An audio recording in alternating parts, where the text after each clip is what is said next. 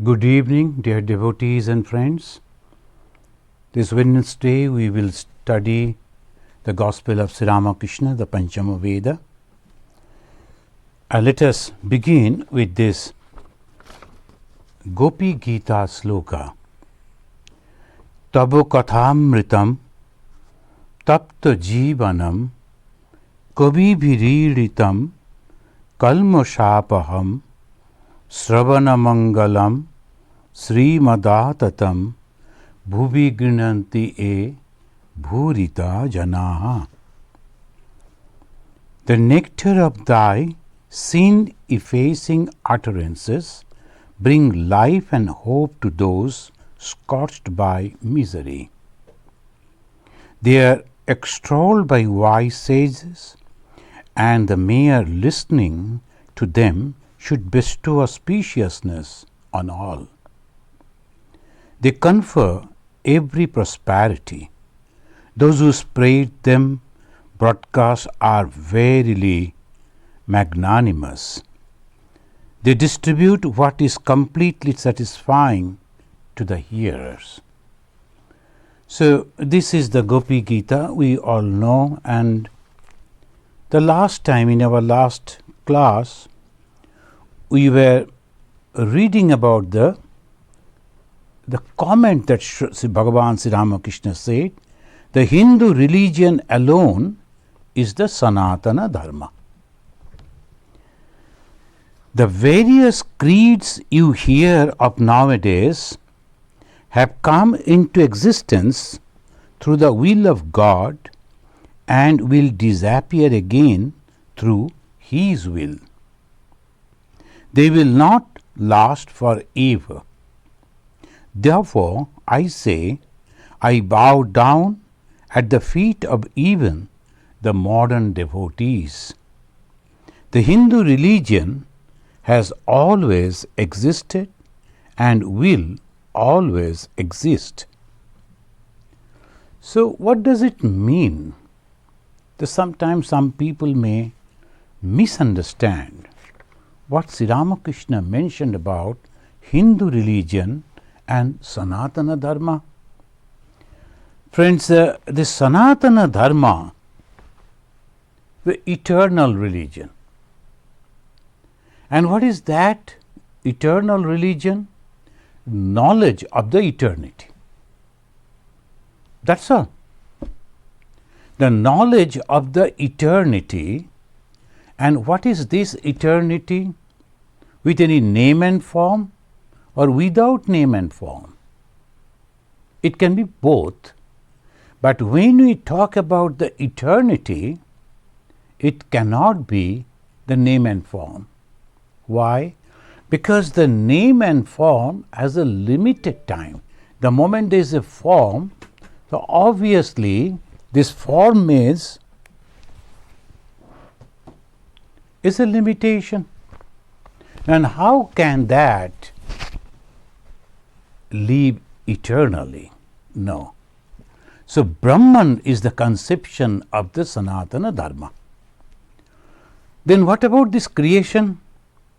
Then it says that Brahman, the word used by the Vedantin, which is all pervading, which is eternal, which is unchanging, which is consciousness, from that a wave started, and as if to create this universe.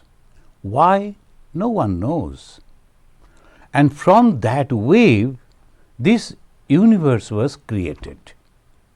I was going through a verse that it begins with like this, Om Narayana Para Abhyaktat, in the Mangalacharan, Andam Abhyakta Sambhavam, Andasya Anta Ime Lokaha Sapta Deepacha Medini. About the creation, about this universe, about this earth, it says Narayana is the higher Para Abhyaktat.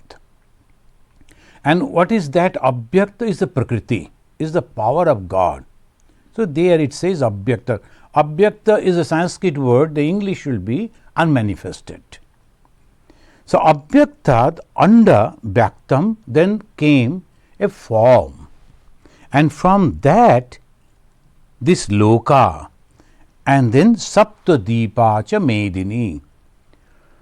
In the ancient conception, they again and again they are telling this world, the whole world was the combination of 7 islands. And what are those 7 islands? They have given the names too. It says the Jammu, Plaksha, Shalmali, Kusha, Kroncha, Shaka and Pushkara. This is the world, and the 7 islands were there, and there were, they say, 14 places below 7, above 7.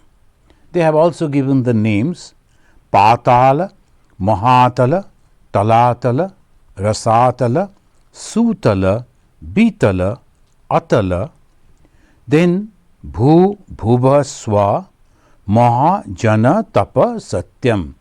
7 below, 7 above, total 14 places, Loka, places, and 7 islands. So 14 and 7, this was created. From the dualistic point of view, it says like this.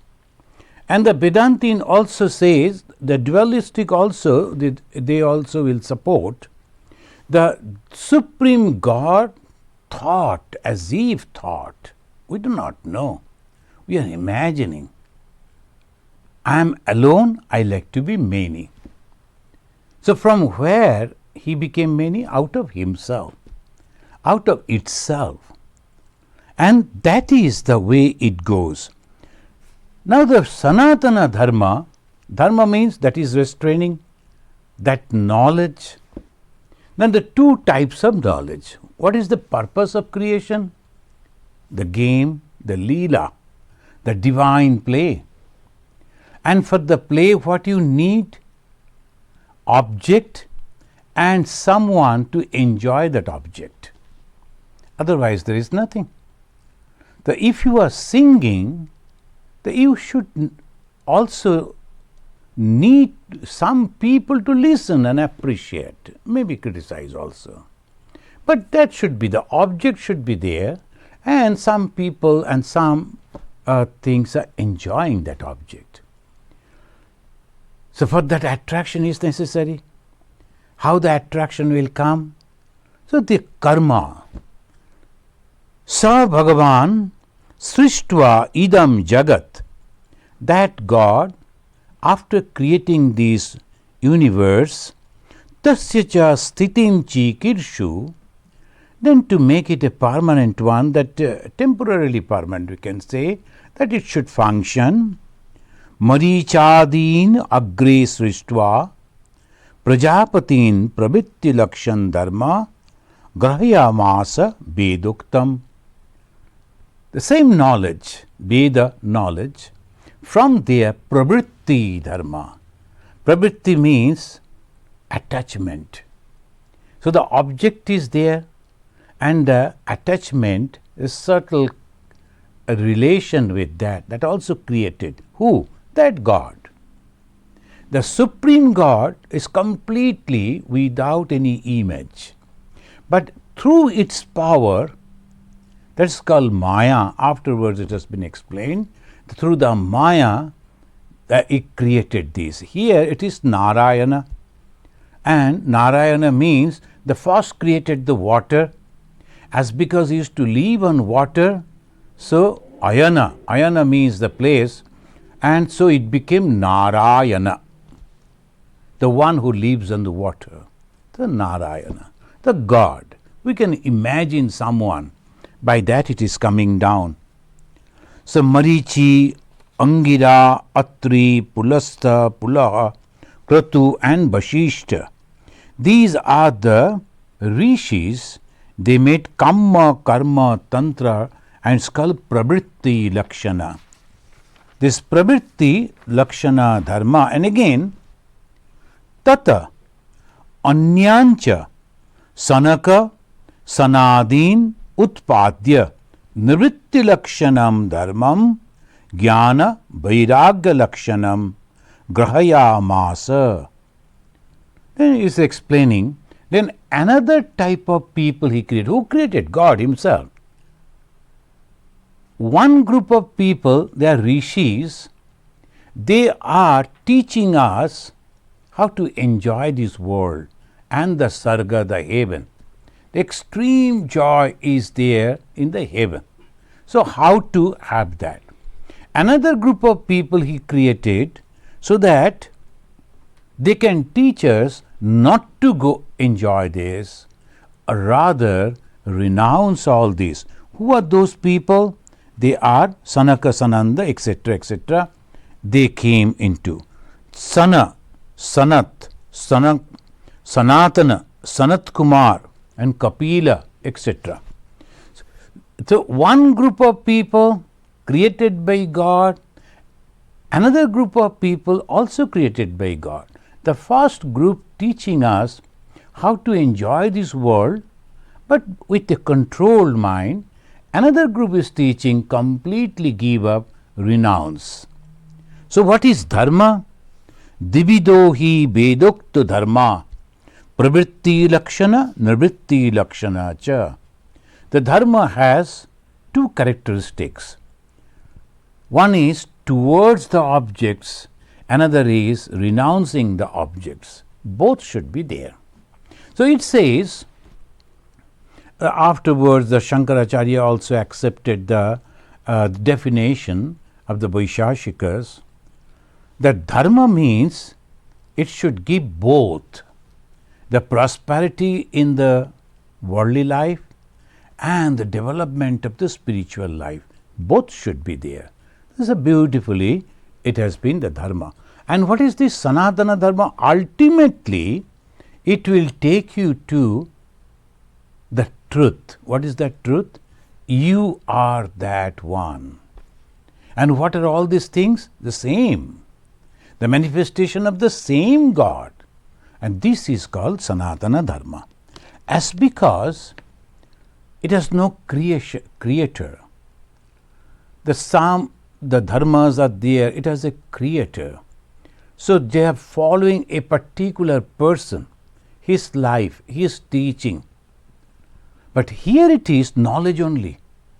All others, rishis, they are the teachers. They are only teaching you. And the creation, it beginning from the eternal and then going back to the eternal. How? Your mind will go on changing. So, this is the whole Sanatana Dharma. So, in the process of creation and then concluding, completing the journey into that eternity is the Sanatana Dharma. Eternal, this is the truth. It can never be changed. So, that is why Bhagavan Sri Ramakrishna said, this Sanatana Dharma, which is now famous, is known as Hindu Dharma, that will remain because this is the law, this is the truth. So, it does not depend on any creator. So, that he said like this, the Sanatana Dharma will remain. So, knowledge of eternal, all pervading consciousness, which by mistake we think as these phenomena.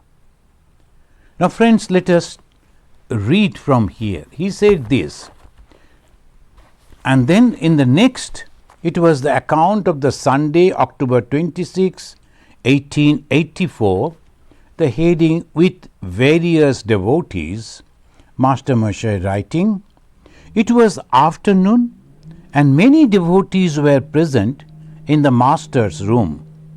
Among them were Monamohan, Mohim Chandra and Aim. They were joined later by Ishan and Hajra. Balaram and Rakhal were still staying at Vrindavan. The many young boys who at this time began to seek the master's company later became his intimate disciples. Latu lived with the master, and Jagin, who lived in the village, was a frequent visitor. Jogin also became afterwards Swami Yogananda. A lot too we know the famous Swami of the Ramakrishna order, Swami Adbhutananda. Master to Manamohan. See, we have already discussed what is the Sanatana Dharma. The Supreme Self, the Brahman or the Vishnu, created this universe out of his own. He was the creator and he was the material cause too. Now see, when we go through these, what happens? This knowledge gives us a wonderful insight. And what do we see? Master Bhagavan Sri Ramakrishna, he is telling to Manamohan, I see Rama in all things. Rama means the God. I see God in all things, not only being, things. You are all sitting here, but I see only Rama in every one of you. This is called Brahma Darshana. This is called Ishwar Darshana. What is the Ishwar, the God? Everyone is nothing but the same God. And those who are looking at it, they see the difference, name and form, but at the same time they feel this is nothing but the same God. Now those who we have, the grown-up person we know, varieties of sweets are there. We see those sweets, different form, different name, but we know it is all made of milk. It is almost like that we see God in everything. What is that God? Consciousness, the purity itself. So that God, now the Bhagavan Sri Ramakrishna said, Sanatana Dharma will continue because this is the truth. And what is that truth? God is everything. Now conception, the sinner, that God is everything. I see Rama in all things. You are all sitting here, but I see only Rama in every one of you. Manamohan then telling, yes sir, it is Rama who has become everything. But as you say, though all water is Narayana, yet some water is fit for drinking, some for washing the hands and face, and some only for cleaning pots and pans. Master, it is true, but I see that it is God Himself who has become everything, the universe and its living being. This is Sanatana Dharma. This is Hindu Dharma.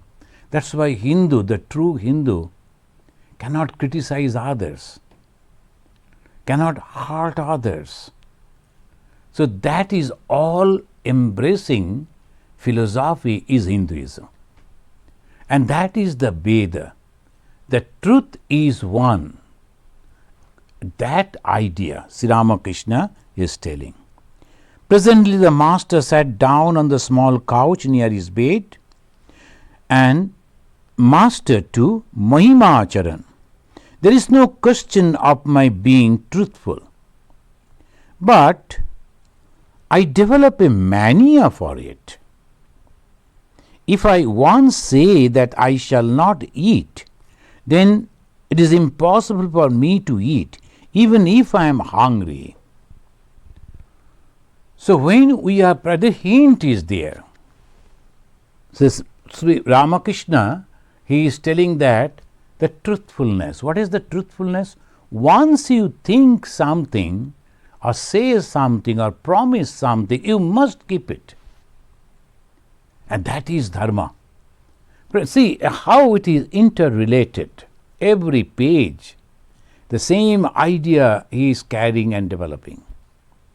What is dharma? Keeping the words, keeping the promises. And we think that dharma means we go to the temple, to the church, to the synagogue, and to the mosque, and then afterwards we come and tell lies. We do all sorts of things, but only we go to the holy place and say, God, please forgive us. Again we do. Not like that. Whether you go to temple or church or not, keeping the word. Once I have given the word, once I have thought, once I have promised, once I have taken the resolution, I must keep it. That's why he is telling like this. He's telling, is it a mania? But it has become so natural for him. So natural. Even if he says that I am not going to eat, even if he is feeling hungry, he cannot eat. The system won't allow. So that is, he is telling, again, if I ask a person, a particular man, to take my water jug to the pine grove, he alone must carry it. If another man carries it, he will have to take it back.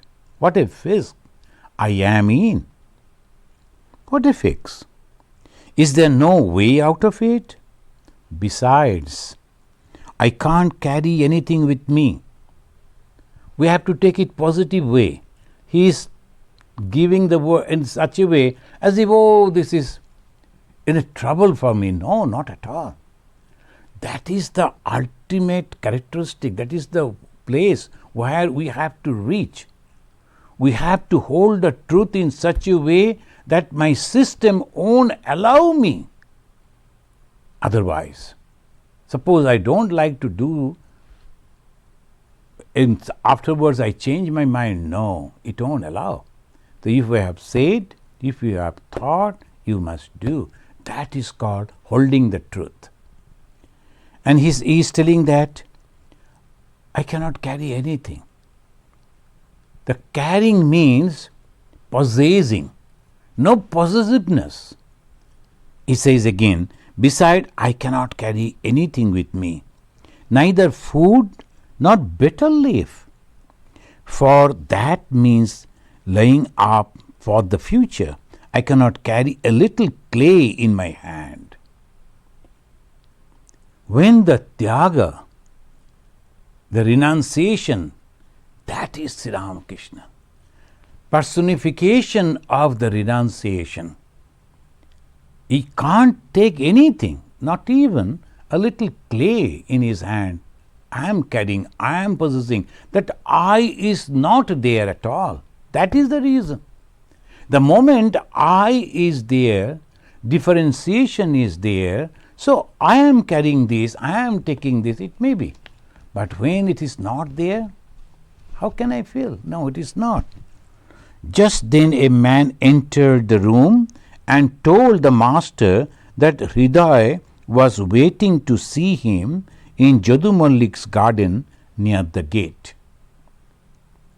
The master said the devotees, I shall have to see Hridaya. Please don't leave the room. He put on his slippers and went toward the east gate of the temple garden. The beauty of the Master Mahashaya, he gives the whole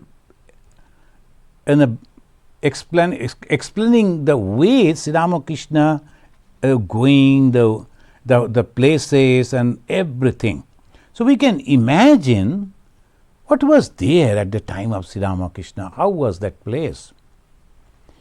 Him accompanying him. The road through the garden was covered with red brick dust. The manager of the temple, who was standing on the road, saluted Sri Ramakrishna. See, the way he has written, if somebody is reading, and if you close your eyes, you can imagine that the Ganga is flowing, and the both side of the road there is a flower garden, and it is a red brick dust road, and the manager, someone is standing, then he saw Sri Ramakrishna, he is saluting him. So just we can imagine the whole thing. That is the way one should read, meditating on the whole thing. The master passed the north entrance of the temple compound, where the bearded sentries sat. Bearded sentries means they are from the Punjab, and there was a factory. They were the guards of that factory. They used to sit over there. The Punjabis in the province of India, they keep beards. So Master Moshe, he is writing. On his left, he passed the kuti, the building used by the proprietors of the temple. It's called kuti. Kuti means a house. So the landlord, they used to live over there. Still that building is there. Then he walked on down the road, which was lined on both sides with flowering trees. Passing the reservoir on his right, he went outside the temple garden. He found Hriday waiting for him near the gate of Jadu Mollik's garden. At the sight of the master, Hriday, who had been standing there with folded hands, prostrated himself before him. When the master told him to get up, he rose and began to cry like a child. How strange! Tears also appeared in the master's eyes. He wiped them away with his hands. Hriday had made him suffer endless agonies. Yet the master wept for him. Master, friends, many of you know this Hridayaram. He was a nephew of Sri Ramakrishna, very well-built, strong person. He used to look after Sri Ramakrishna, and he came for a job, and because of the Sri Ramakrishna and Sri Ramakrishna's nephew, he got the job over there. And he used to look after Sri Ramakrishna. But slowly, ego separated him. So we will come to that. Though he was related, though he was serving the God in human form, and he was in the temple, he was a Brahmin, he used to meditate, he used to take the holy name of God, but he was not sincere. And ultimately, because of his ego, he had to go away. What he did, he worshipped the little girl of the Jamindar. And that time, the old Mathur Babu passed away. Mathur Babu's son was then the master. He was the landlord, Trailokanath. And Trailokka's daughter, a little girl, she was playing to impress the master, to impress the Jamindar, the landlord. He did. Not that he loved that. Look at this, the difference. Why Hridayaram worshipped that little girl as Durga? Now the Durga Puja is coming on the 24th, is the Ashtami, there will be Kumari Puja. That is the tradition of the Hindus. They see goddess in those persons. So the goddess appeared as if manifested in that pure mind of the little girl. He, Hridayaram, didn't do that to please the goddess, rather to impress the girl's father, who was the landlord, thinking he will be very happy on him. It misfired. When that Jamindar came to know that without the permission, the Hridayaram worshipped his daughter, and he thought, what will happen to my daughter? The people think in different way, and naturally he became angry, and in those days the landlords immediately sacked him. Because he was a Brahmin, he was not beaten. Otherwise, he would have been punished severely. he was asked to leave, and he had to leave. Sri Ramakrishna didn't ask him to go, but that was only the cause of his going away. The main cause, Sri Ramakrishna himself will tell. Sri Ramakrishna, Hriday was, he met. Then why are you here now? Sri Ramakrishna asked him. Hriday said, I have come to see you. To whom else shall I tell my sorrow? Now he has understood. Sri Ramakrishna smiled and said to him by way of consolation, one cannot avoid such sorrows in the world. Karma phala. See, Master Sri Ramakrishna, he himself is telling, one cannot avoid such sorrows in the world. Pleasure and pain are inevitable in worldly life, pointing to aim. That is why they come here now and then. They get peace of mind by hearing about God. Look at it. How nicely he is teaching Hriday Ram. Showing to the Master Mahashaya, he is telling that is why they come over here. If you are living in the world, pleasure and pain, both will be there, you have to suffer, a little bit of joy will come. And that is the reason the educated person, aim Master Mahashaya, he come now and then. Why? He said, they get peace of mind by hearing about God. Who is talking about God? Sri Ramakrishna himself. Now, who was Hriday? His nephew. Hriday was with Ramakrishna. Hriday used to visit with Sri Ramakrishna to all places. He used to listen all the time what Sri Ramakrishna said, but couldn't get peace. Why? This is the point that we must ponder. We must think, because we are with God. We are listening all the time about God, about the scripture, but it doesn't go to our mind, so we suffer. But some people, they come from far away, listen it seriously, practice it, then go beyond the sorrow. So this is the main point. Though some people, they think that they like to stay close to the holy people, they may get the opportunity. But how you are utilizing? You are living in the ashrama, in the holy place.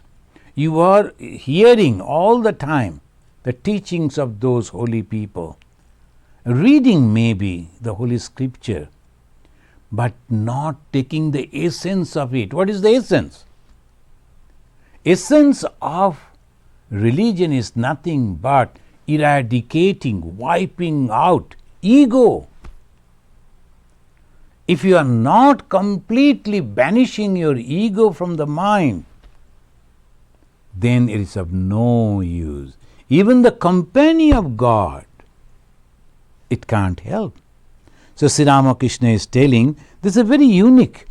Sri Ramakrishna smiled and said to him by way of consolation, one cannot avoid such sorrows in the world. Pleasure and pain are inevitable in worldly life. Pointing to aim, that is why they come here now and then. They get peace of mind by hearing about God.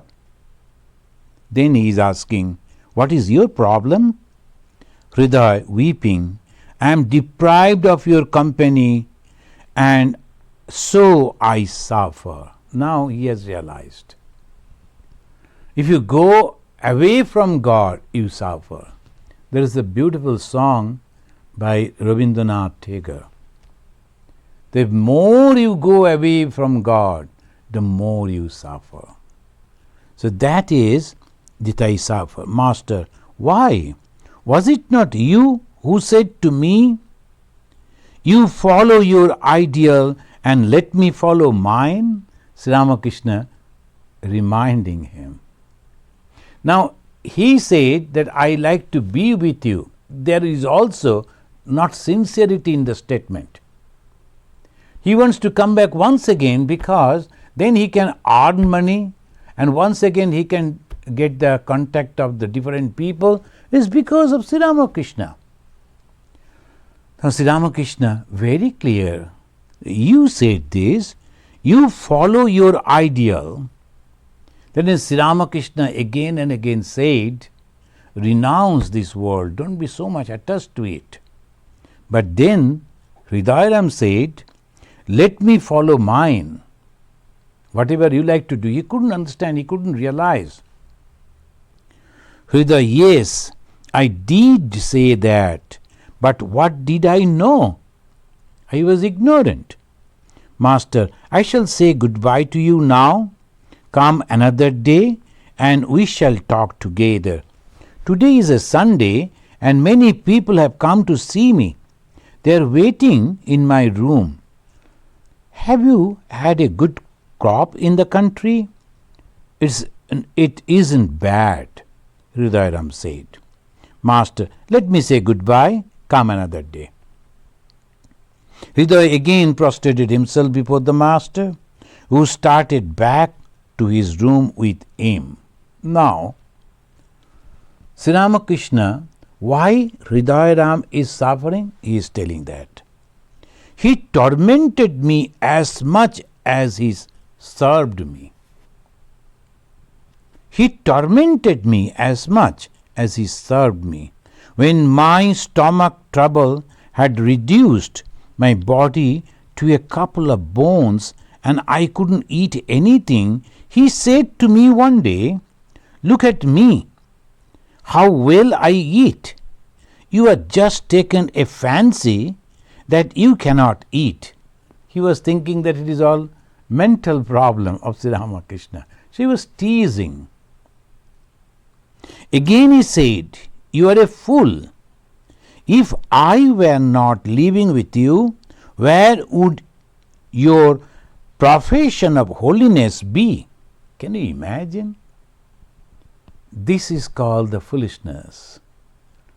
Friends, we think that if we go to a holy person or live in a holy ashrama or a temple, then every problem will be solved. Exactly opposite. Everything depends on our thought, our way we accept it. Our whole life one is associated with the ashrama or a holy place or a temple, working over there, but not pondering, why do I come over here? Why I do like this? To lessen my ego. So if I cannot eradicate my ego, how can I accept God? And you will find many people at the fag end of their life, they become frustrated. They cannot continue.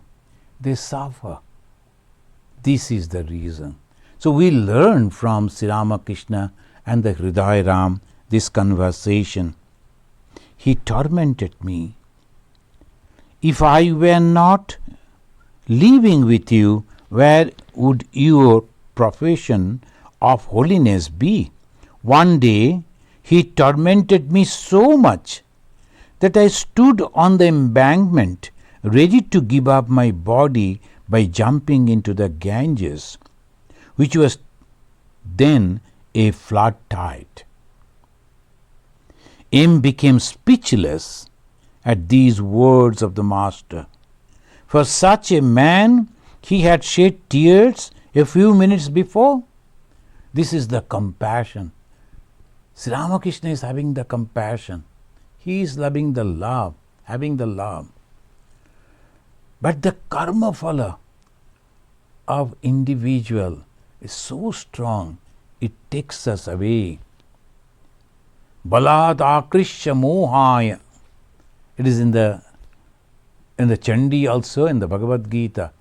Forcefully, the moha, the delusion, the ego, it takes our mind as if a strong wind or a strong powerful hand dragging me.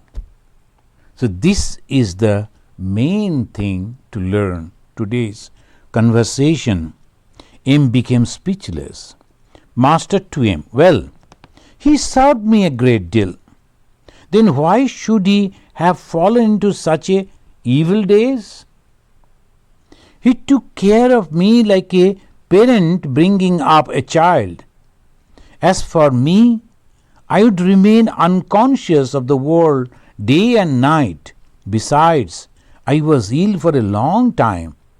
I was completely at his mercy. M did not know how to answer Sri Ramakrishna, so he kept silent. Sri Ramakrishna returned to his room and sat on the small couch. The devotee had been waiting for him eagerly. Several devotees from Kunnagar had arrived. One of them came forward to question the master.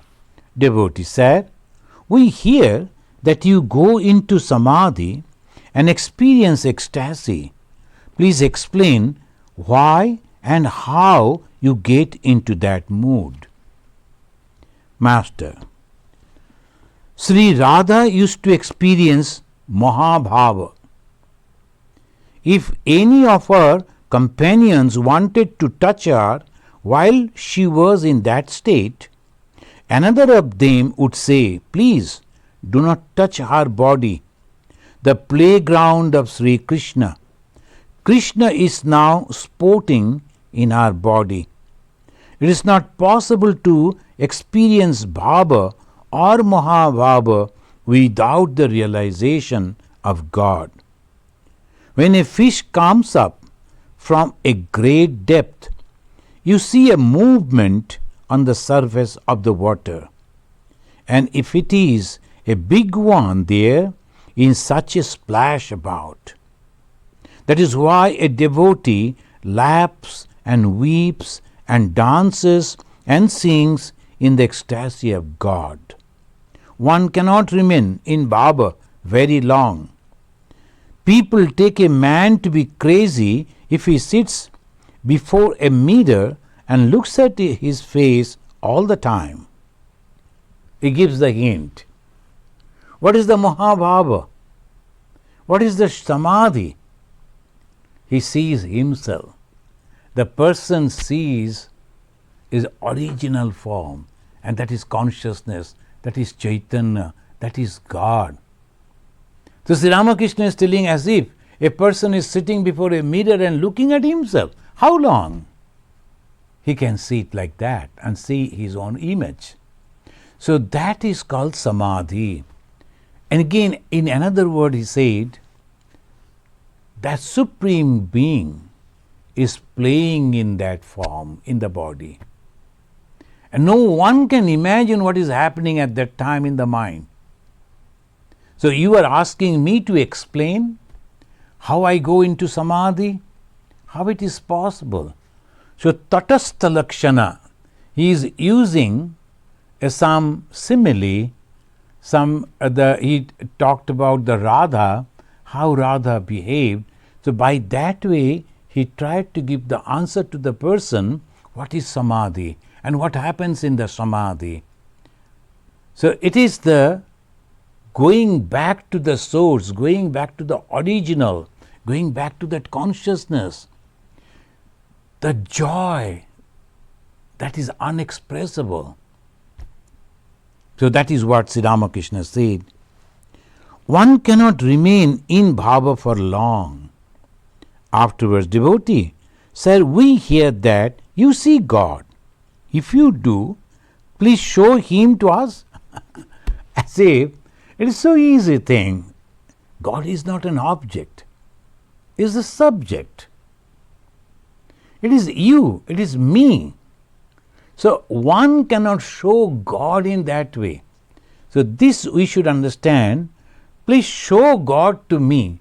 But when that young Narendranath, those who are acquainted with the biography of Sri Ramakrishna, they know this young boy came to Sri Ramakrishna, "Sir, have you seen God?" His answer was, "Yes, I have seen. I have talked to Him." And then he said, I can show it to you too. But how? I will tell you the path, the discipline you have to follow.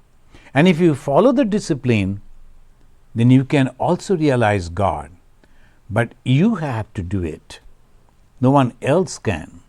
That's why Shankaracharya, in his the Vivek Chudamani, he said, the spiritual development, realization, all on that particular person. No one else can help. And in our different scriptures, when we are reading that in the Ashtabhakra also, the direct realization, aparakshanubhuti, and in the Yoga Vashishta, there the Yoga Maharshi, the Rishi, is telling that the same thing to the Ramachandra. So it is person who wants to see, wants to realize, that person has to do it. No one else can help. So that is what he is telling. Sir, we hear that you see God. If you do, there is no he has a doubt whether he is Sri Ramakrishna saying God or not. If you do, please show him to us. Answer of Sri Ramakrishna: everything depends on God's will. Everything depends on God's will. The person who is asking the question is God himself, but he doesn't know. That is only the difference. But if the God, the Supreme Being, wants to manifest within his mind, it can be. So everything depends on God's will. What can a man do? While chanting God's name, sometimes tears flow, and at other times the eye remain dry. While meditating on God, some days I feel a great deal of inner awakening, and some days I feel nothing. The Sri Ramakrishna giving the picture of the sadhaka or sadhikas. The sometime you feel great joy in meditation. You feel that you can see the light. You can see your chosen deity. And you forget your body. You forget the surrounding. And the deity is manifesting. It's a great joy. It's not imagination. It is a realization. The glimpse of realization. In the glimpse of realization is so much joy. And think of it when it is complete. But how it is possible? God's will. When the person is requesting Sri Ramakrishna to show God, he said, you have to practice. And how the practice, he said, the God's name. Sometimes you have to go on repeating the God's name. What happens if we repeat the name of the God? And sincerely when you are repeating, when you are imagining every letter of the mantra that the Guru has given to us, that is manifesting in a lighted form, it is manifesting, and your mind is completely collected. It is away from the sense objects. The moment mind is detached from the same objects, it is pure. And the pure mind and the God are the same. Bhagavan Sri Ramakrishna said, a man must work, only then can he see God. A man must work means the spiritual practices. One must practice spirituality. And what is the practice of spirituality? The truthfulness, always thinking positive, praying for others, whatever possible way to help others. These all, we all know that these are called spiritual. Nothing connected with the selfishness is spirituality. Anything that is not connected with my selfishness is spirituality.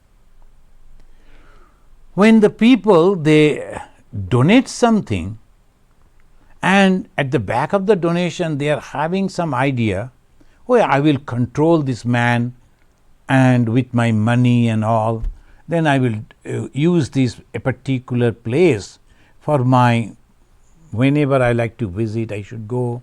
And all this donation he is giving. But at the same time, he is thinking, oh, it is becoming my own. That is not a donation.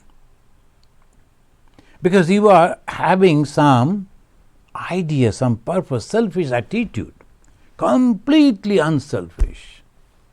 It's very difficult, friends. That's why in every religion, in every philosophy, they're speaking about the charity. Why? When you are, Jesus puts it in a very nice way. Whatever you are donating through your right and your left hand should not know. That means your mind should completely forget whom you are giving, what you are giving, just giving for love, that much. So charity, giving donation is one of the best way of practicing spirituality. Whatever money I give for love, for the blessings of God, and I forget that. So this is the way the Sri Ramakrishna also teaching, that you have to practice in this way. The selfishness is the sin. Unselfishness is purity. This much. The purity, the moment it comes, the moment you become unselfish, there is no ego. If you are having the ego, you cannot become unselfish. The moment you become unselfish, even not completely, maybe a part, the joy will come, love will come. So that is, it is all interrelated. That when we become completely unselfish, what happens to me? What happens to the person?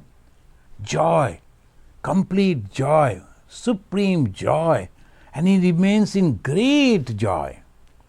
So this is the way they say a man must work, Sri Ramakrishna is telling.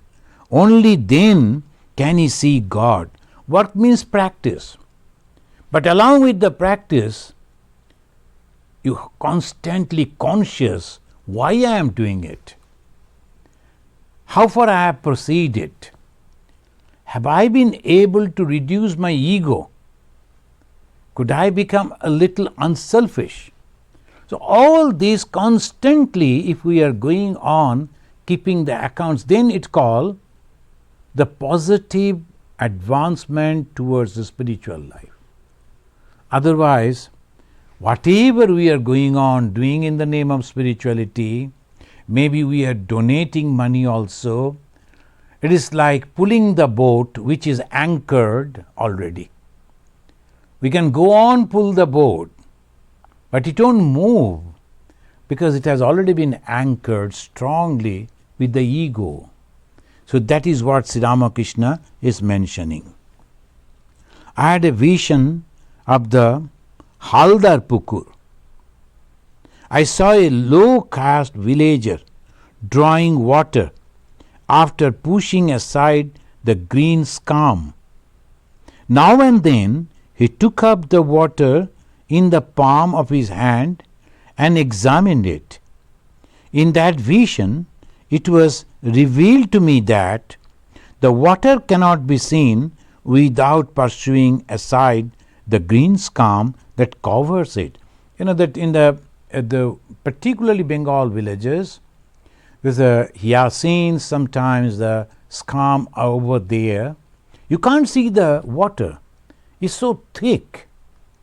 So if to see the water or use the water, you have to push it. So he is telling like that.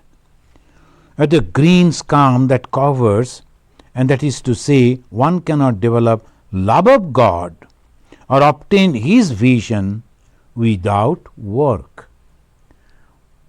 What the villager was doing to see the water, he was pushing aside the scum, which is once again coming back, but villagers were again and again pushing that, then taking the water in his palm and checking whether it is good or not.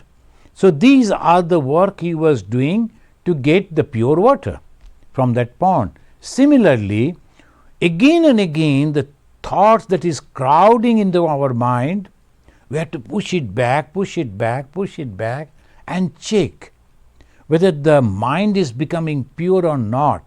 How I will know the mind is becoming pure? Am I unselfish?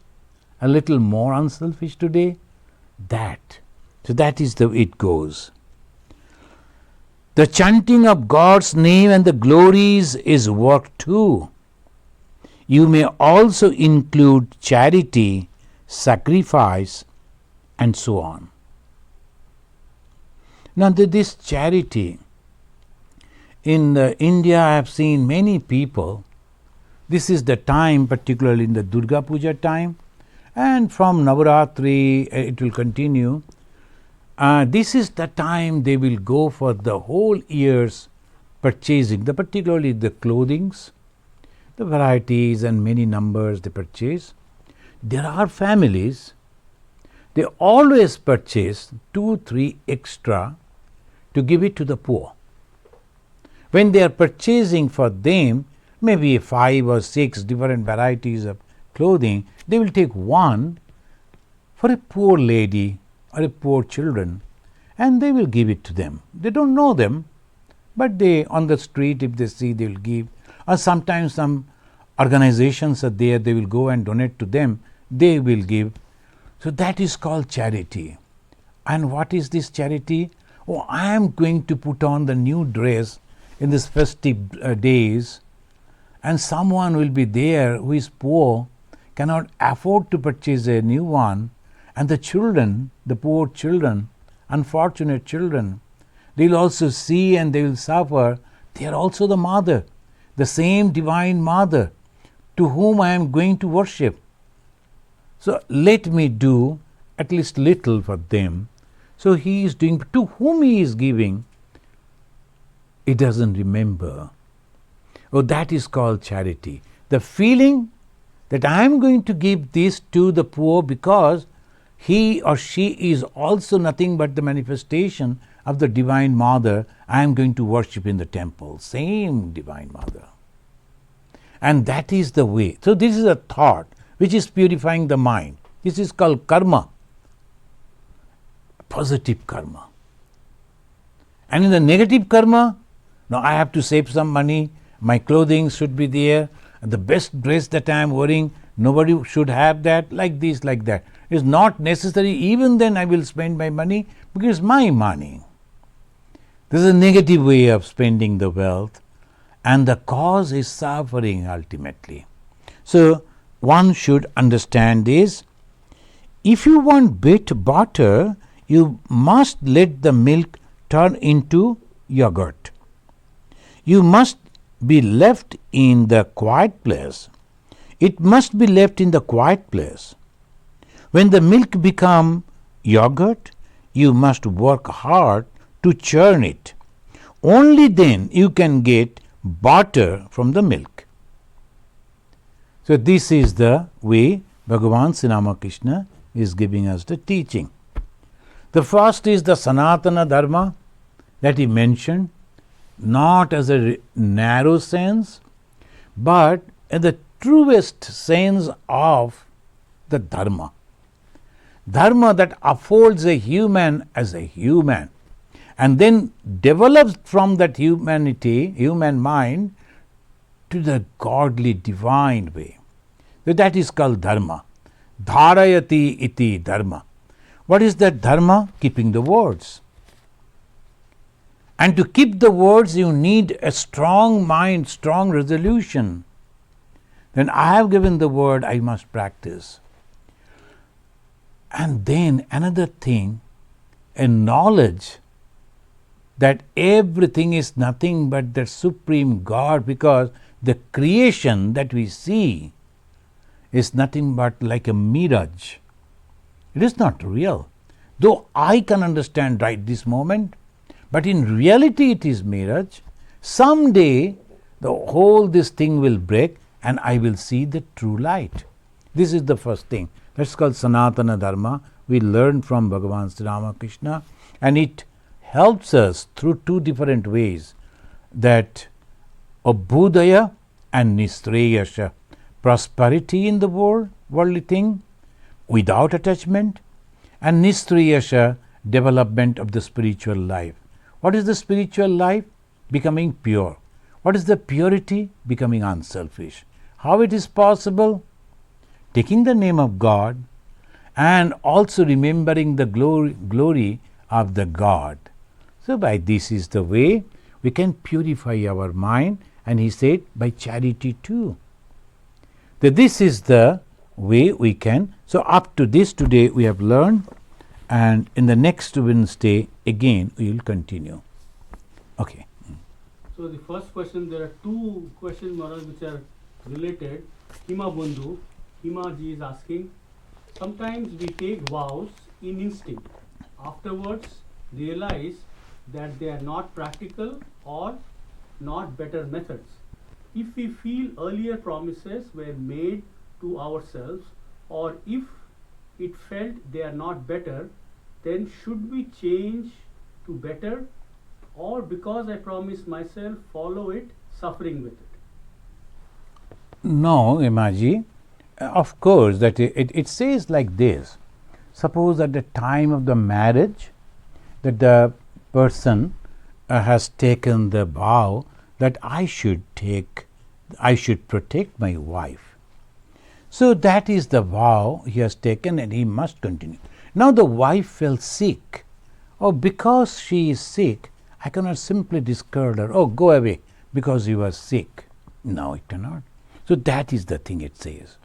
Now I have taken the vow that I am becoming the president of this country, and I am going to serve to better way so that each and every one of this country develop and remain happy, satisfied, and also the safety. As an administrator, I must keep my vows. That is it says. In the police, in army, in every place, we always take an oath before we take the church. So those are the things one must keep, and that is called dharma. But you are in a practical way, suppose just personally you have thought that I should do this, then afterwards you find no, it is not good, you can change it, of course. The next question is from Yavi Maya 123. This question is, what does it mean to say someone is a Brahmin? A Brahmin in reality is one who constantly think about the Brahman, who has transformed into that Brahmanhood. And what is that Brahmanhood? Unselfishness and love. One a person not by birth but by his character, but by his behavior, but by his temperament. If he is unselfish and full of love, he is a Brahmin. So we misunderstood it, and a lot of problems still going on in the Indian society. And Bhagavan Sri Krishna in Bhagavad Gita very clearly mentioned, Chatur Varnam Maya Srishtam Guna Karma. You can understand Guna, the quality, Karma, the capacity to work. Accordingly, 4 varnas. If one who is intelligent, intellectual, they are the Brahmin. Then Kshatriya, Vaishya, Shudra. According to the karma, 4 brothers. One may be Brahmin, one may be Kshatriya, one may be Vaishya, one may be Shudra. But unfortunately, things have been changed in our country, and now and for hundreds of years, the society is suffering because of the misunderstanding of the meaning and misutilizing. So Brahmin, your question, means one who is pure. And what is purity? Unselfishness and love. The next question is from Tuhin Kana. He is asking, what is the purpose of one to become many is it for many to realize the one? Yes, very good question. So this is the play that again and again in different scriptures they say. But when the Sri Ramakrishna gave the reply that this is the divine play, Leela, then the gentleman who asked, oh, he's Leela, but it is our suffering. Sri Ramakrishna very nicely gave the answer, but who are you, sir? In reality, you are God. So that is the thing. The next question from Srima Viswas. She is asking, how will we make our mind strong? Srima, this is a very good question. You know that individually you have to go on practicing. That is the reason in every religion and philosophy they have given some of the practices like you must fast, you must visit the holy places, you must do this, you must do that. Why? To develop the strength in our mind. To do wrong things, you need not to practice. Automatically the mind takes you. But to become good, we have to work hard. We have to practice. You can start about practicing the fasting. Well, I will fast on this particular day in this way. Second, you can practice. Suppose you have taken the initiation, the name of God, then you can say, and today I am going to repeat 1000 times the name of God. If I cannot take the name of God, I am not going to eat or not going to sleep. I must complete 1000 times, then only. Sometimes some people they go on writing on their notebooks 1000 times the name of God. By that way, the strength of mind it grows. Thank you, friends. Let us conclude with this pranam mantra.